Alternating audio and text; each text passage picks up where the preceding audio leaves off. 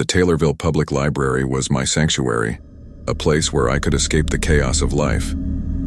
Little did I know, it would become the stage for a relentless nightmare. One rainy afternoon, I found myself engrossed in research, oblivious to the world around me. But as I turned the pages of a dusty old tome, I felt it, a prickle at the back of my neck, a sense of being watched. Glancing around, I saw nothing out of the ordinary, just rows of shelves and a few other patrons absorbed in their own studies. I dismissed the feeling as paranoia. Weeks passed and the sensation persisted. Each day the gaze grew more intense, like an unseen presence peering over my shoulder. It whispered in my ear, its voice a chilling whisper, "I'm always here." I confided in the librarian, but she assured me it was just my imagination. No one else seemed to feel the malevolent presence that haunted me.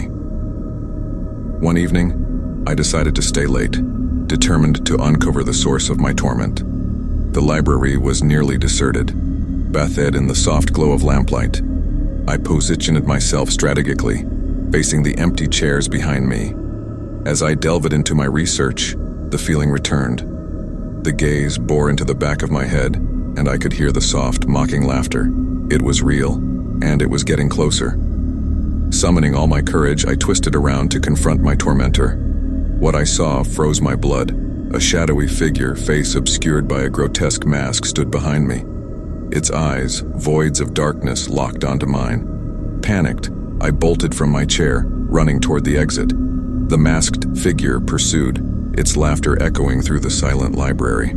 My heart raced and my breath came in frantic gasps as I reached the door. The figure stopped at the threshold, its whispered words chilling my soul. "I'll always be watching." The librarian found me trembling on the library steps, my mind reeling from the horrifying encounter. The police were called, but they found no trace of the masked stalker. The Taylorville Public Library was forever tainted by that nightmarish ordeal.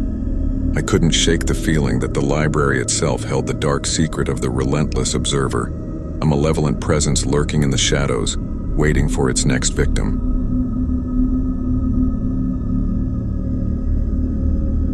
The Claybrook Library was my refuge from the world's chaos, a sanctuary of solitude.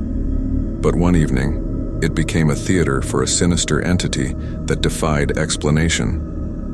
I often visited the library after dark, savoring the stillness. As I engrossed myself in a book, I felt an uncanny sensation, an unwavering stare like a phantom's gaze boring into my soul. I dismissed it at first, attributing it to my imagination.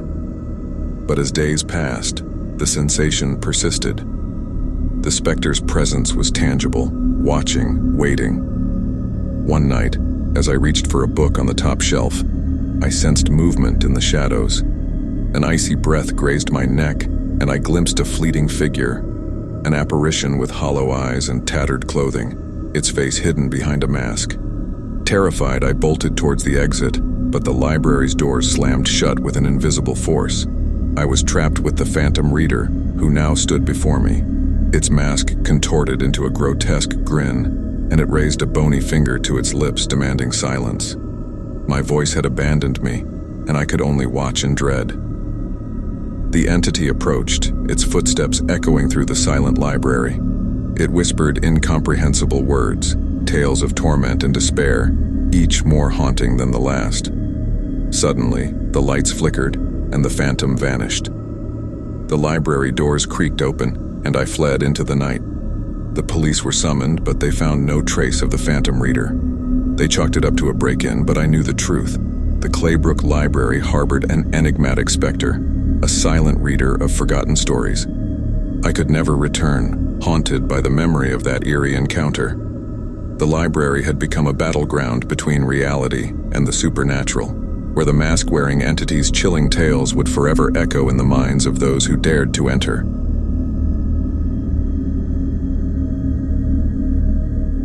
For years, the Stanton Library had been my refuge, a tranquil haven where I sought solace among the pages. But one fateful evening, it transformed into a labyrinth of terror I couldn't escape. I often stayed late, relishing the quiet. As the clock ticked toward midnight, the library grew deserted, and I was left alone in the hushed aisles. That's when I first heard it, a soft, rhythmic tapping. I dismissed it as the echoes of my own footsteps until the tapping intensified, more deliberate, more menacing. Panic gnawed at me as I scanned the rows of books. Every corner was cloaked in darkness, and I was far from the exit. I called out, but my voice seemed to vanish into the eerie silence. As I moved deeper into the library, the tapping grew louder, following me like a relentless predator. Fear gripped me, and I quickened my pace, desperate to escape the unseen threat. With each step, the tapping converged, now surrounding me on all sides. And then I saw it, a shadowy figure just beyond the dim glow of a flickering light. It stood perfectly still, its face hidden beneath a grotesque mask. I tried to flee, but it was as though an invisible force held me in place. The masked stalker drew nearer, its eyes two dark voids fixed on me. It raised a finger to its lips, commanding silence. My heart raced, and I felt my voice vanish into the void.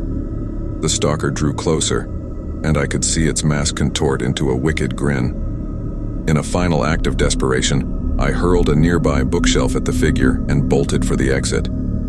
The library door slammed shut behind me, its wooden frame seeming to mock my escape. The police arrived, but the library was empty, save for the disheveled books and scattered debris. They assured me it was a break-in, but I knew better. The Stanton Library held secrets far darker than its shelves could contain. I could never return to that place of nightmares, haunted by the memory of the silent stalker lurking in the shadows. The library had become a realm of terror, where the line between fiction and reality blurred, and the whispered threats of the mask-wearing entity still echoed in my mind.